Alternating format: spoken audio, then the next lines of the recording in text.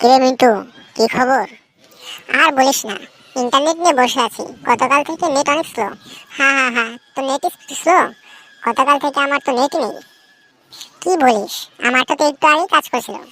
আমার নেট এতই স্লো যে গতকাল থেকে একটা ভিডিও দেখার চেষ্টা করছি, কিন্তু এখনো দেখতে পাইনি ভালো মতো। আচ্ছা, নেটের কথা বাদ দে, চল দুজনে মিলে ফ্রি ফায়ার খেলি।